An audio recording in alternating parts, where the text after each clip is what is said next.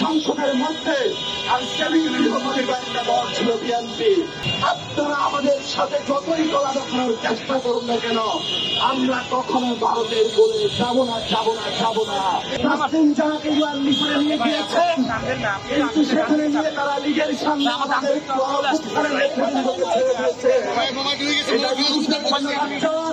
বাংলাদেশের রাষ্ট্রের জন্য এই জন্য পররাষ্ট্র মন্ত্রণালয়ের ব্যর্থতার দায় নিয়ে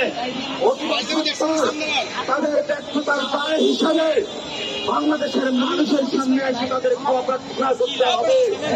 এবং গণঅভ্যুত্থানে যারা রয়েছেন, বাংলাদেশে যে দূতাবাসগুলোতে এখন আওয়ামী লীগের সাংবাদিকরা রয়েছেন, অতি দ্রুত গতিতে সিভিল সার্ভিস থেকে, সেনাবাহিনী থেকে, বিভিন্ন রাষ্ট্রবন্ধ প্রতিষ্ঠান যারা রয়েছে, অতীব সত্তর আওয়ামী লীগের যে গুন্ডা বাহিনী রয়েছে, তাদেরকে দ্রুত অপসারণ করতে হবে। করতে না পারেন তাহলে ইউনুস সরকারের বর্তমান যে অবস্থাতে রয়েছে, তারা কতদিন ক্ষমতায় টিকবে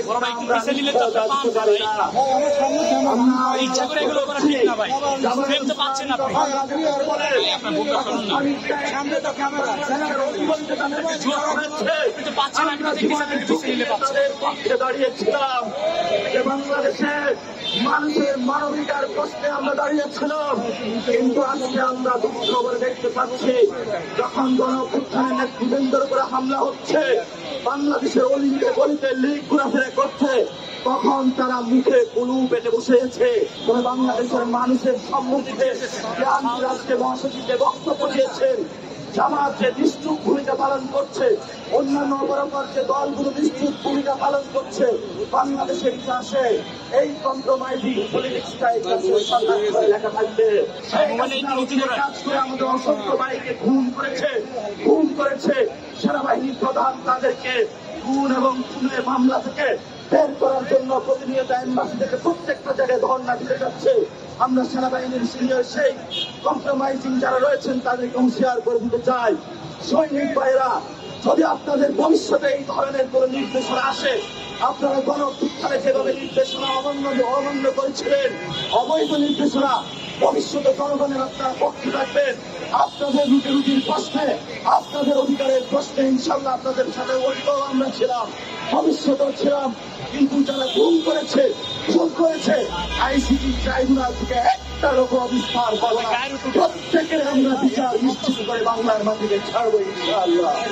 গত 15 বছর বিএনপি বাংলাদেশে একটা বিরোধী দল হিসাবে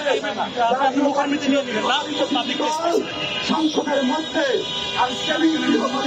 দল ছিল বিএনপি, রাজপথে ব্যর্থতার পরিচয় দিয়েছে। সেই ব্যর্থতার কারণে আমাদের 2000 বাড়িকে আমরা তৈরি করতে দেখেছি।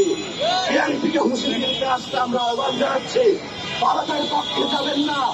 বর্তমানে জাতীয় party, Awami League, BNP, army, কতিপয় কর্মকর্তা বিভিন্ন এম্বাসির পৌঁছাবে এবং ইন্ডিয়ান এম্বাসি শক্তিতে অবস্থান করছে। তারা যতই শক্তিশালী হোক না কেন, বাংলাদেশের 18 কোটি মানুষ, আপনারা আমাদের সাথে যতই গলা দেখানোর চেষ্টা করুন না কেন, আমরা কখনো ভারতের বলে যাবো না, যাবো না, যাবো না। আমাদের রক্তবিন্দু থাকতে আমরা এই ভারতের যে কৃষিবাদী ব্যবস্থা রয়েছে সেটার বিরুদ্ধে লড়ে গিয়েছি। প্রয়োজনে আবার মাঠে নামবো, রক্ত দিব, বাংলাদেশের মানুষের অধিকারের